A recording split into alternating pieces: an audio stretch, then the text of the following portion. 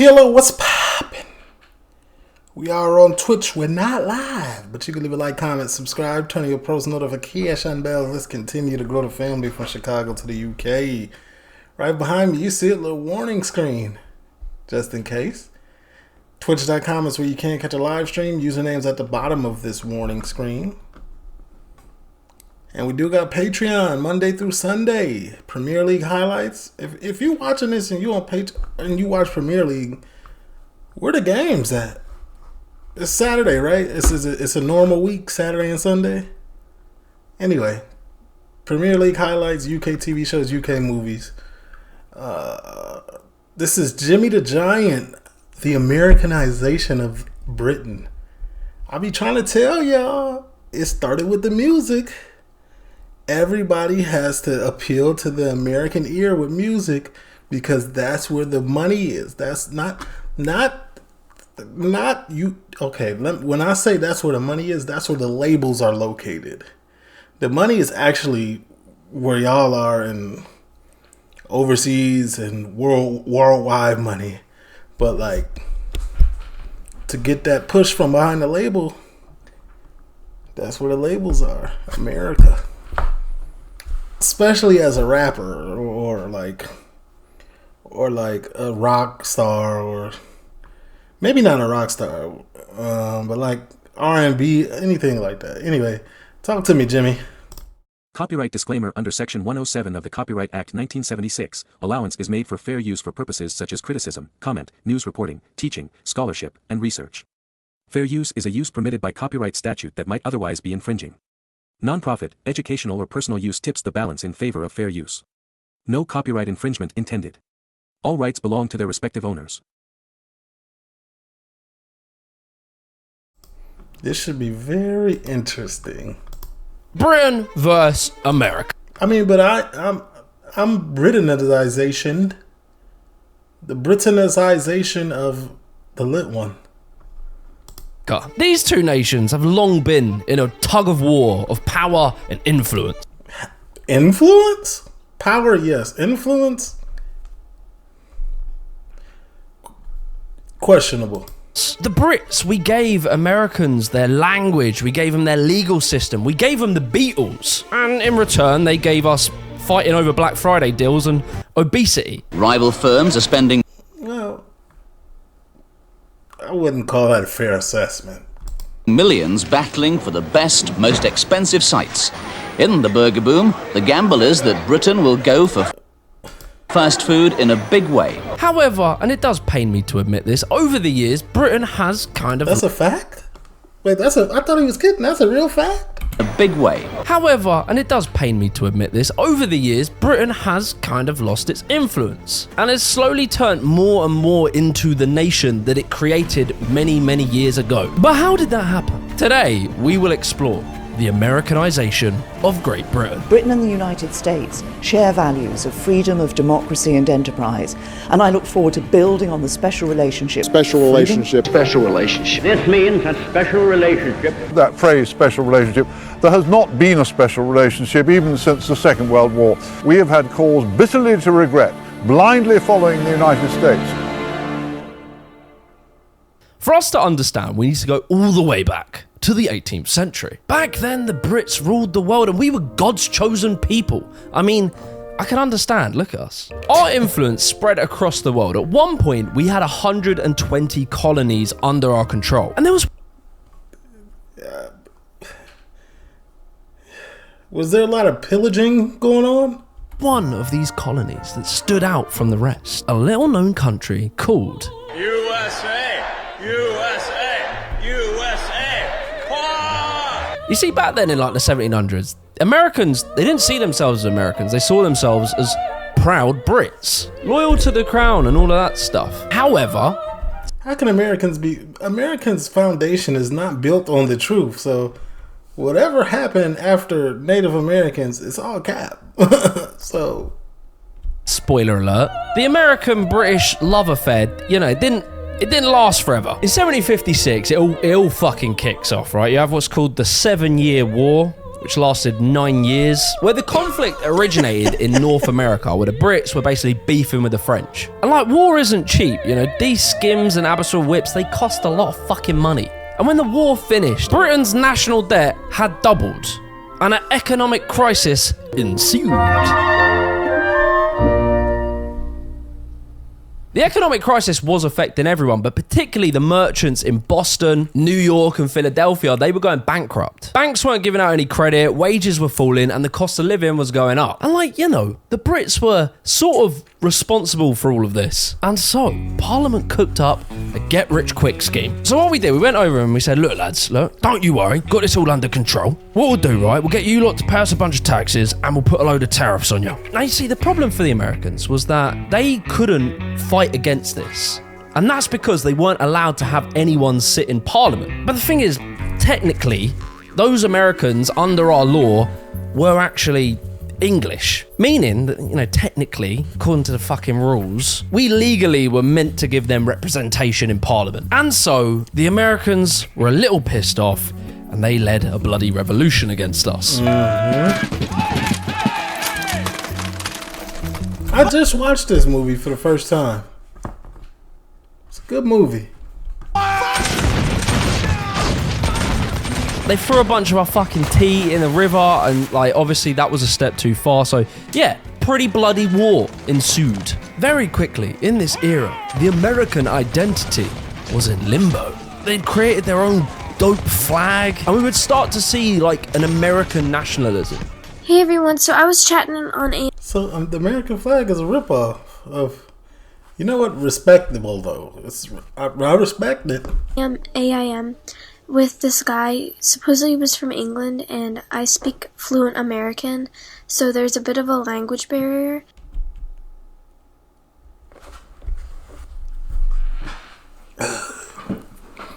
We're in trouble. Before we go any further with this video, I want to give a massive shout out. Shout out to them. Paying clear pay. Spaces blue time. Alright, so I'll admit it and use the code Jimmy the Giant. Anyway, back to the video. Alright, so I'll admit it. America won, fine. America becomes independent. I'm glad, like, because leave it to a lot of people, like, we didn't win nothing when it came to y'all. We just was a bunch of losers. From Britain in 1776. And like, you know, we didn't handle it very well. We were kind of like a sort of an obsessive ex. Whilst America were like murdering all the Native Americans, we would actually give the tribes weapons. Also, when the Americans were trying to be cute and put merchant ships to do trade across the seas, the British Navy would just like harass them and make it really hard for them. After a while, America got fed up of Britain's petty, passive-aggressive moves, and they basically said, alright, fine. Me, you, 1v1, snipers only, rust. And so, in 1812, we had another war with America, but somehow we got over this one pretty quickly, and we were friends again by 1814. But amongst the American population, there was now like a anti-British sentiment. Like they really didn't like us. In fact, one of the founding fathers, John Adams, in a letter to Thomas Jefferson said, Britain will never be our friend until we are her master. Which really, yeah, kind of set the foundation for things to come. And Britain has shrunk, its place in the world has shrunk, but it's not just shrunk in relation to everyone. It's been very much taken over by the US. Now look, Britain and America. That's why you sometimes just gotta leave well enough alone. When somebody beats you up, just leave it alone. They figured it out. You just gotta leave them alone. Ain't no get back sometimes. America, we did some good stuff and we did some bad stuff, and there's just one thing, like one part. There's this part of the history, slavery. We're just gonna have to talk about it. Now, look, Britain did abolish slavery, right? In 1834, we abolished it. We even policed the seas to try and get rid of it, sort of. Like, okay, after slavery was legally abolished, we didn't have slaves here, but 95% of the raw goods arriving in Liverpool came from American plantations. By So they used y'all docks in Liverpool?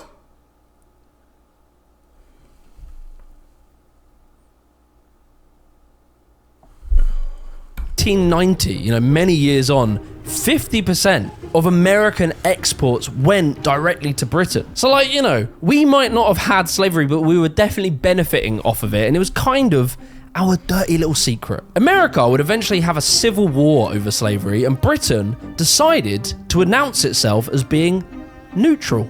Yeah, I get what you mean about the whole slavery thing. Trust me, we don't love it, but the other guys, they have a point, you know? The reason we wanted to stay neutral was so that we could, you know, trade with both the North and the South. That was it. And this fence sitting really didn't do us favors amongst people in our colony. No, of course not. Riding the fence has never benefited anybody in the long run. Even in like hood politics, you can never ride the fence. That's how you get obliterated. It's a bad look. You gotta choose a side when it's wartime. The cabinet secretary for our colonies said that Britain had no allies, no friends, and was alone.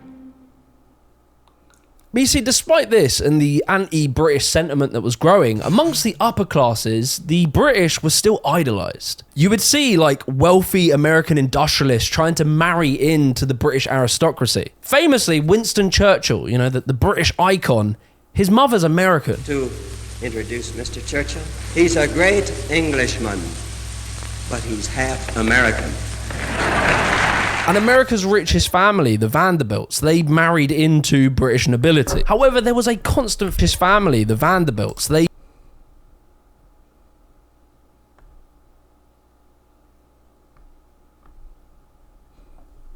look like a little bit of incest in this. Married into British nobility. However, there was a constant feeling, despite being an independent nation, that America always felt like it was under the thumb of the Brits. I'm Jack English, and this 4th of July, celebrate our independence with the most American thing you can do.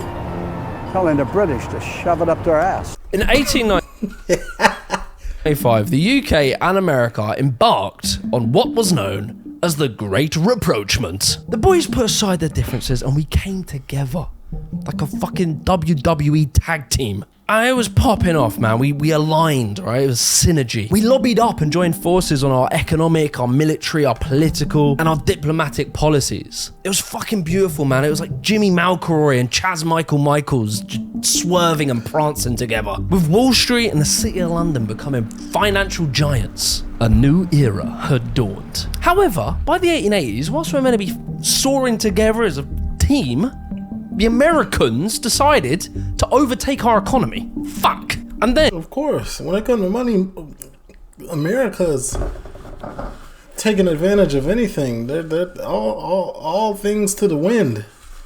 Friendship means nothing. And at the worst possible time, a war broke out. Shit. By the 20s, New York City had surpassed London as the financial hub of the world. And by now, a very distinct American identity and culture had firmly grown.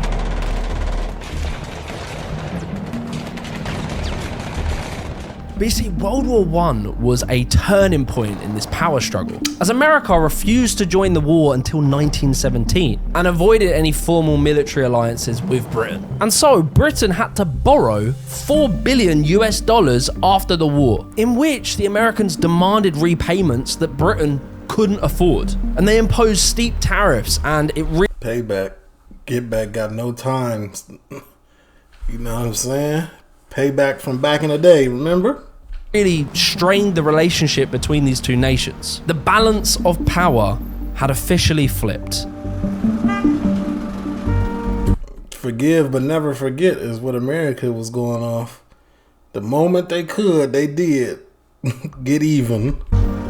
By the Great Depression, America had really sort of taken Britain's stronghold. Like there was a gap in the market in the world economy from the fact that we were struggling, and America rose to the occasion. But you see, as America are now doing better than us. When World War II broke out in 1939, the British Prime Minister, Winston Churchill, dubbed our connection with America as a special relationship between the British Commonwealth and Empire and the United States of America. The American president, Teddy Roosevelt, and Winston Churchill, they would... What's this about?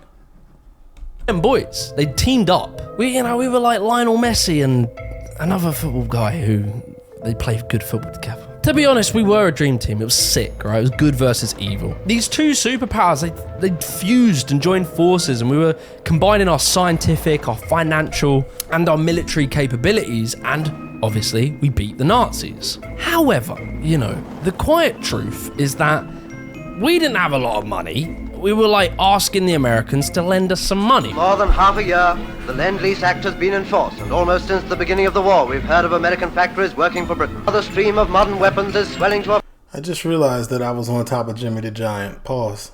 That's wild. Pause. flood. You will see an endless chain of steel fighting equipment flowing in to equip a new British offensive machine. And we had become a little bit dependent on this money. There's no other real way of putting it, but Britain we weren't ready for World War II. It came at the worst possible time. It cost us way too much money, and just 7 days after America declared victory in Japan and World War II was completely over, the new American president, Truman, he brought a complete end to the Lend-Lease program, and now Britain were fucked. We had no money. And so Britain was like, you know, hey guys, I don't know if you've noticed, but like we're really poor now. And a very famous economist by the name of John Maynard Keynes, he stepped up to help Britain. How he so? was expecting that, you know, because we just sort of won. I'll reiterate this over and over again when I watch these videos. They're very educational. I don't pay attention. I did not pay attention in school. Surprisingly, social studies was the only class I was like decent in because the teacher was cool.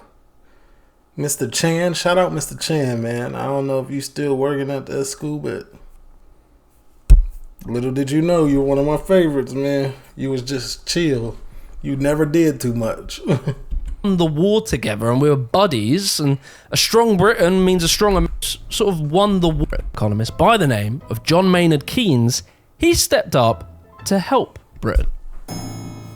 He was expecting that, you know, because we just sort of won the war together and we were buddies, and a strong Britain means a strong America, we can be trading partners, we can, you know, a bit of goodwill. No! The relationships that guided Britain and America to victory in World War II no longer existed. You see, Teddy Roosevelt was dead, and Winston Churchill was no longer Prime Minister. And the conditions for Britain's recovery were now in different hands.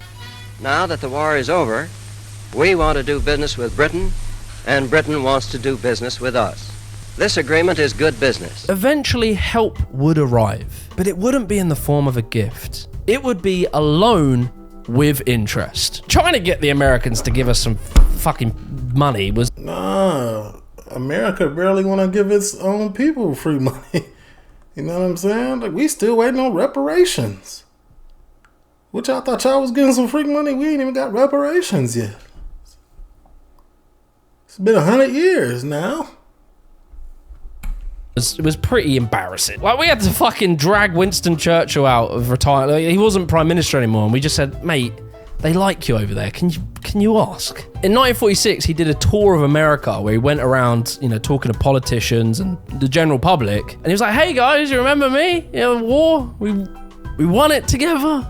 Churchill, bless him, he took a hard job of trying to convince the public, who at the time when surveyed were 58% against supporting Britain financially. Eventually, they finally agreed on the Anglo-American loan. However, it put Britain in a worse financial position than before. And it came with loans normally do. Terms. Like, for instance, Britain had taken loans from its colonies and they were in sterling, and we had to convert those loans into dollars. The American dollar had overtaken the British pound to become the dominant global currency in 1944. Well, that was a long time ago.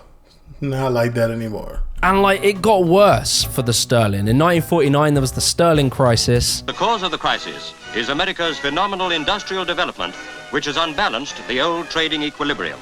This completely changed the international economy.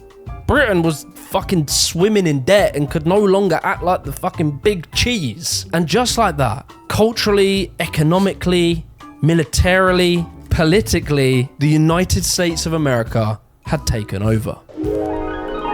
Culturally.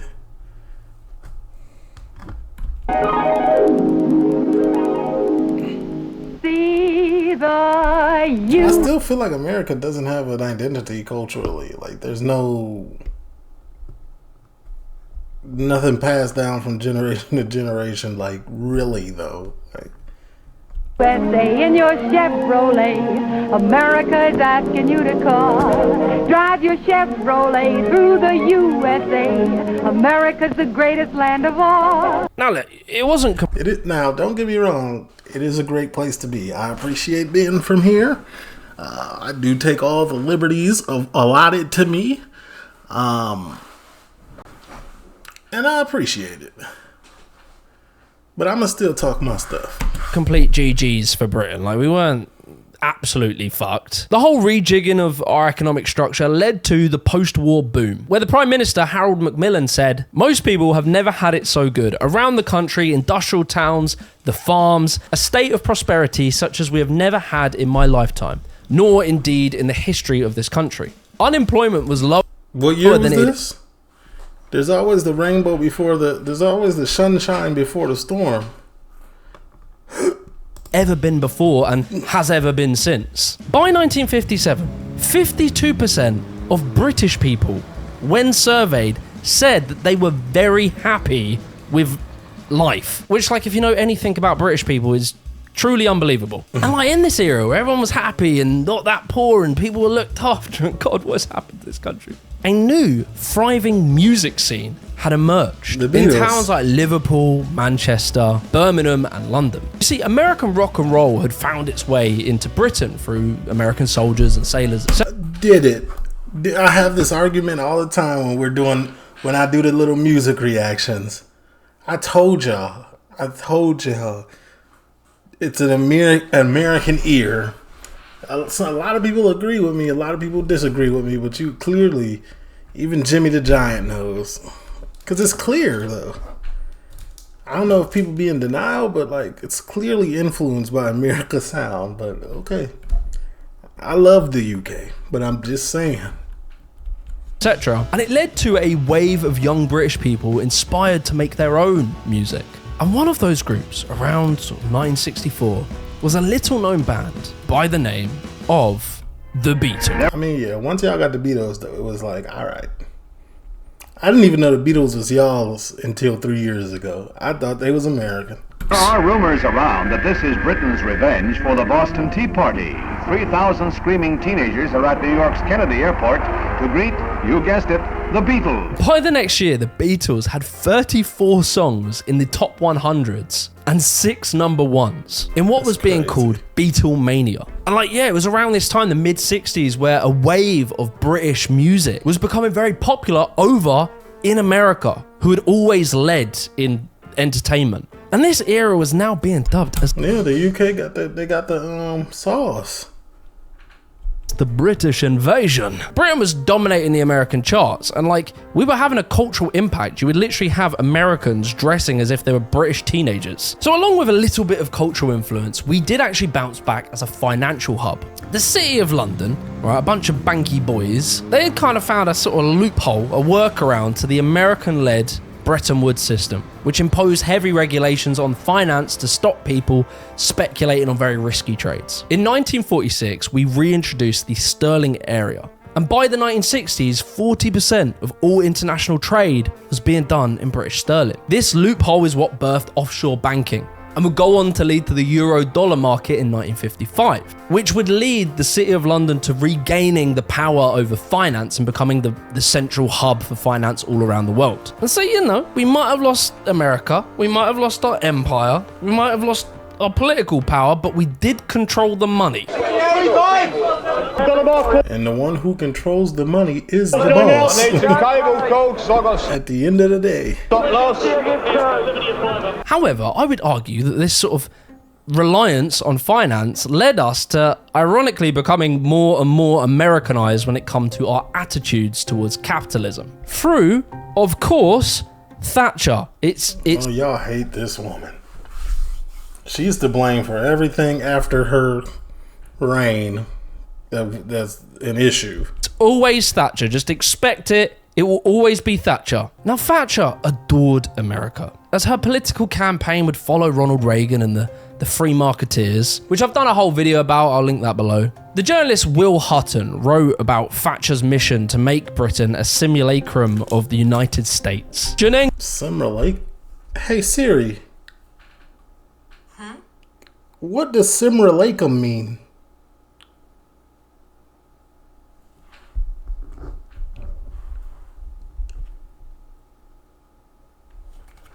Let me say it again, Jimmy. About Thatcher's mission to make Britain a simulacrum of... Hey Siri. Huh? Simulacrum. Alright. Siri doesn't know that word. I think Jimmy made it up.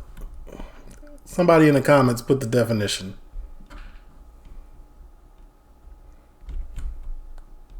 Of the United States. Janen Ganesh described the transatlantic delusions of the Westminster governing elite as the political media class became ever more mesmerized by its American equivalent. Thatcher, right, she visited America for the first time in 1967, and in her memos she wrote, "The excitement has never subsided. At each stopover I was met by friendly, open, generous people who took me into their homes and showed me their cities and townships with evident pride. The high point was my visit to NASA Space Center. She found a British engineer working for NASA and she concluded, this is a living example of the brain drain from which over-regulated, overtaxed Britain was suffering. In spite of the fact that NASA is a very well-funded government agency, somehow that didn't compute. There was no way Britain could compete even in more modest areas of technology if we did not learn the lessons of an enterprise economy." We've gotten in the habit over the last 40 years of thinking that government has the answers. There's very little that government can do as efficiently and as economically as the people can do themselves. And if government would shut the doors and sneak away for about 3 weeks, we'd never miss them. Yes, we can trim the budget. There's enough fat in the federal government that if you rendered it, you could wash the world.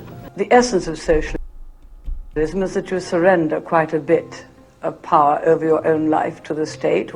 You pay very high taxes, and they wish to take even higher taxes because they think that politicians can spend money better than the people can spend it. The more you take away, the less there is for private industry, and that's where the creation of wealth comes. So you have to establish very clear limits on the role of government. And really, you know, politicians, I think, should sometimes just be a little bit more modest about their abilities. Her speeches just really became more and more Americanized. Like, the rhetoric she used was just stuff that Americans say. This was a conscious decision. Like, she wanted to bring American-styled rhetoric around freedom and liberty. She wanted to bring that into the British political debate. Like, literally, Thatcher just went on a jolly to America. They were not... She won, though. She was PM. Nice to her, gave her some pecan pie, and... Oh, Jimmy, what's wrong with pecan pie? I just discovered pecan pie like 3 years ago. I don't know if they was hiding it from us or I just didn't know, but pecan pie with a little vanilla ice cream? What? You gotta heat up the pecan pie, then this the stuff I used to do when my back was big. Y'all see I'm fitting the screen like this. I used to be out here with it. You know what I'm saying? Not no more though. Now she concluded that Britain needed to be like America. And so this would really be like the beginning of the complete Americanization of Britain. As we all know, Thatcher went on to tear down the British-style post-war consensus in place of this much more American-esque politics. Like, there's lots of things she did, but one of the big ones was to target our literal cultural attitudes. She would say that she wants to change the mind and I love British culture, how it is, honestly. I love how y'all think, how y'all move, the jokes y'all be telling. Like, it's like, leave it alone. And I like y'all's architecture. A lot of y'all don't like the mixture of new buildings with old buildings, but I think it look cool. And don't be surprised if y'all see me in Thailand. They getting money in Thailand. The soul of... I mean, not getting money, but it's cheap. It's cheap to live there. I don't know. The Brit. My bad. That and was it off seemed to be largely... That was off subject. Like, there's lots of things she did, but one of the big ones was to target our literal cultural attitudes. She would say that she wants to change the mind and the soul of the Brit. And it seemed to be largely in regard to the idea of like collectivism, you know, a community working together as a society. Infamously, she once said that there is no such thing as society. She was taking American individualism to its absolute ideological extreme. Country in the world can be immune from its effects. Such is the influence of the American economy on us all. We in Europe have watched with admiration the burgeoning of this mighty American economy. She don't even sound like she's British. It's a thin accent. It's not even there. She sounds American. We planted her. Not we. They planted her. There's a new mood in the United States. A visitor feels it at once. The resurgence of your self-confidence and your national pride is almost tangible. She on our meat, ain't she? Get off our... Golly, Margaret. Back up a little bit. Now the sun is rising. Blazing. In the west. It'd be from the 80s onwards where American politicians and academics started talking about how the growth in the welfare state undermines work ethic. These were talking points that Thatcher literally just took and brought to Britain. Bring in a cultural focus Seriously. on like strong work ethic and moral authority, personal responsibility. Thatcher would claim things like poverty basically doesn't exist anymore except for a few lazy people. It's easy to say that. You can agree. I do agree with it in part because there are some lazy people choosing to be in that situation, but there's really some people that is in the trenches, been like that for generations, and it's cursed. Can't get out. Americanized attitude would exist long after Thatcher. In 1997, the former Labour deputy leader John Prescott said the phrase, "We are all middle class now." And it was this strange like doublethink to believe we're all middle class now, despite the media in this period having this obsession with what was known as benefit scroungers. Shows like Jeremy Kyle, Benefits Britain, Benefit Streets, and newspaper articles about like sink estates, etc. Previously, the British attitude towards poverty was an understanding that it wasn't due to laziness or people not working hard enough. There was a strong understanding in the British psyche beforehand that rampant competition in business creates inequality and exploitation, which makes poverty. What they eating? Goop scoop? What is this? And from here, we would just follow the American attitudes to so many things. Whether it was around the welfare state or even law and order, things like the war on drugs. We even literally built an American-styled city called Milton Keynes. As time passed, Britain has felt increasingly Americanized in nearly every aspect. When you look at television from the 90s onwards, Friends became a hit show in Britain. I've never watched Friends. Never seen a single episode. Hit the like button if you've seen an episode. I have never seen an episode. Aspect. When you look at television from the 90s onwards, Friends became a hit show in Britain, and we would import a ton of American TV shows, whether it was MTV or like even cartoon shows. Young people would grow up watching these American TV shows and start even using some Americanisms. Also, you had what was called trash TV. Things like the Jerry Springer Show, which was just a show. I used to ditch school, or maybe not to watch this, but I definitely would watch Jerry Springer. There was another show called Jenny or something. It was like another talk show like this. Roseanne, The Simpsons. Ditching school in the early 2000s was peak. Focused on conflict, division, sensationalism, which directly influenced British TV. Things like Jeremy Kyle just shitting on poor people for an hour. A rise in like reality TV stars and trying to get your 15 minutes of fame. Every fucking Becky and Debs thought she could appear on X Factor and become a superstar overnight. It gave us in part this sort of clout chase culture that you see from Hollywood, where everyone thinks they can be a star and everyone's obsessed with celebrity culture. Not saying we're quite like LA or something, but you know, it definitely has bled into British culture. In Britain's slumping economy, the fast food business is booming. McDonald's here just had its best year ever. KFC's profits rose 14%. Domino's earnings are up even more. With 1 in 4 adults dangerously overweight and nearly 1 in 5 children, Britain's catching up to America.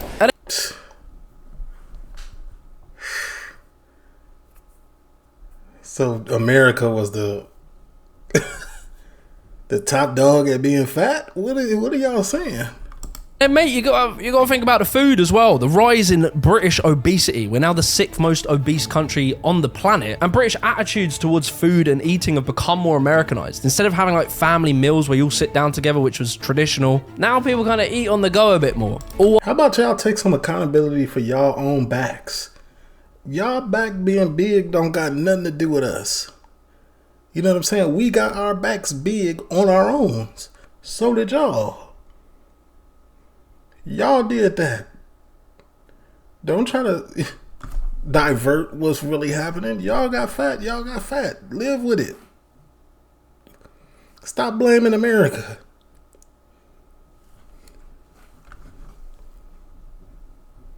While fast food has grown in the country and portion size have got bigger, hasn't got quite to fire the extent of American size. I'm pretty sure we have laws to stop that, but we still have king size, big size, all that sort of stuff, which has affected portion sizes of British food. We have become more consumerist. I mean, like, Black Friday didn't exist in Britain until about 2010, which again, we're not quite as extreme about, but we have become more consumerist over time. Our working culture also quite as extreme about, but we have become... Why are you on the table, though? Why are you up there? More consumerist over time. Our working culture also followed the American model. In the 80s and 90s, American companies moved away from the idea of like long-term strategy and moved towards more like quarterly earnings-driven models, which has led to less stable employment. Short-term contract culture, outsourcing, downsizing, longer working hours, which has euphemistically been called flexible workforces. But the problem is this whole idea of like a leaner workforce has led to far less job stability, which is having massive effects on the British psyche. There was a big survey done and they looked at Britain where they had followed the American model the closest. And it shows that Britain has had the worst decline in employee satisfaction in terms of employment security, where job satisfaction levels in terms of security dropped from 70% in 1985 down to just 48% by 1995. Oh, and then also you got stuff like British assets and major companies being sold off to the Americans. What is so spectacular about America's business presence in the United Kingdom? It's mostly its scale. They have just got so many businesses that they've owned for a long time and that have expanded. But there have been these two great prongs of American expansion in the last 15 years. The tech businesses, so the big 5 or 6, whoever you want. Yeah, I can see that. Tech businesses is always growing and expanding. To count Apple, Google, Microsoft and so on. But also private equity. So private equity is a much more under the radar activity, but it's dominated by US companies, Apollo, KKR, Silver Lake, and these Blackstone, of course, and these companies have really taken over huge swathes of the British economy. Now you see, although Britain has always historically been very closely tied to America, being in the EU meant that Europe was our biggest trading partner. However, in 2016, we voted to leave the EU. And like very quickly, everything changed around that sort of... How many people regret that decision? If you regret that decision and you watching this, tell me why in the comments. Like, give me specifics, break it down.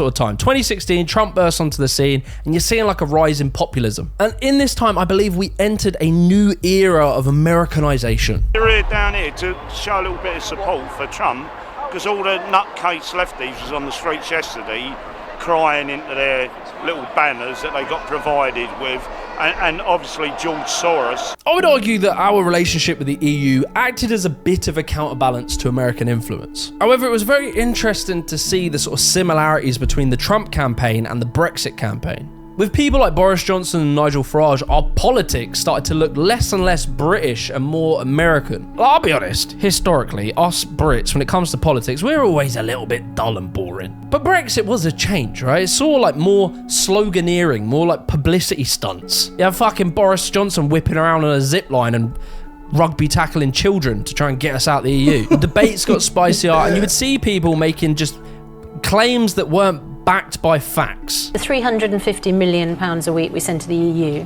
which we will no longer send to the EU, can you guarantee that's going to go to the NHS? No, I can't, and I would never have made that claim. That was one of the mistakes I think that the Leave campaign made. Hang on a moment. Like, if you're hyper-focus in on Nigel Farage, he's quite an interesting one, because Brexit, like, you know, there were different reasons people voted, but a lot of it was to do with reducing immigration. However, Nigel Farage really did try and push like an American freedom angle to it. Let June the 23rd go down in our history as our Independence Day. A day that the British public, I don't think, has even thought about since, yet alone celebrated. And that is interesting, right? Because, like, culturally, British people and Americans do perceive the idea of freedom quite differently. When British people are surveyed and asked, what's your number one priority when it comes to economic freedom? The most common answer is better public services. When you also ask British people what's the first thing that comes to mind when you hear the word government regulation, 65% of people think that regulation means public safety and security, whilst only 35% think that it means like limitations and hassles, bureaucracy, red tape, that kind of thing. Now, I couldn't find the exact same study, but the narrative of like big government and over-regulation is a rhetoric that tends to chime more with the American voters. Very highly respected, Nigel Farage.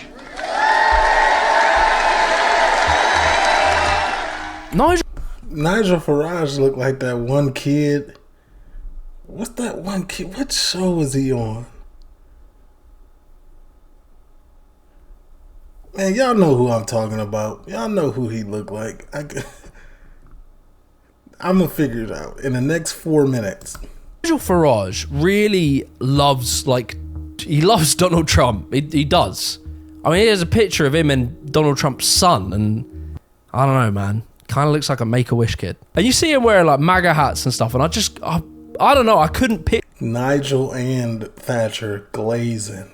Picture a British person wearing a hat of some charismatic leader. It's just not really what British people are like. But Farage, he doesn't have any shame about it. And when you look at the Reform Party's manifesto and you look up the term regulation, it comes up quite a few times, and it's always this rhetoric of like the nanny state. Very American style rhetoric. Like, even in the Conservatives manifesto, when they talk about regulation, it's not quite as like negative. Nigel Farage has also said that he wants to move Britain to like an American style private healthcare system. And I think we're going to have to move to an insurance-based system of healthcare.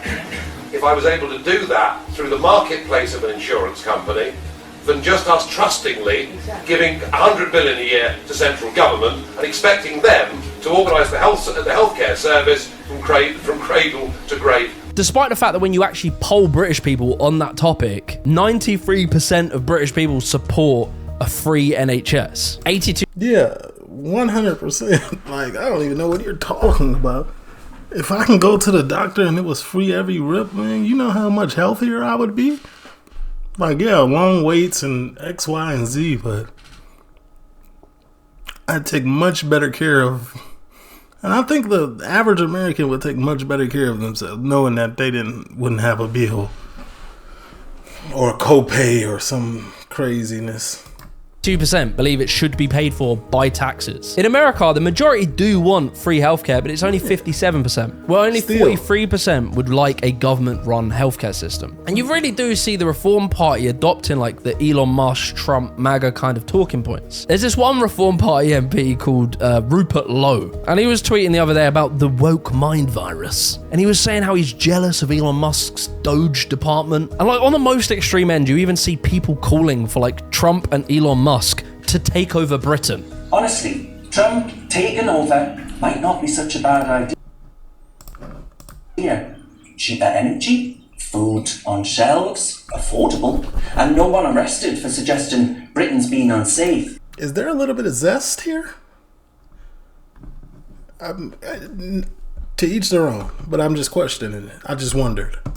It's worth it, so we can be kind. So, Don, how about it, my fella? We've already got part of Scotland. Invade the rest of us. We'll surrender faster than you can say, respect order. The country that repelled the Nazis can't even repel a rubber dinghy. Make us the 51st state of the US of A, and let's forget Stalin.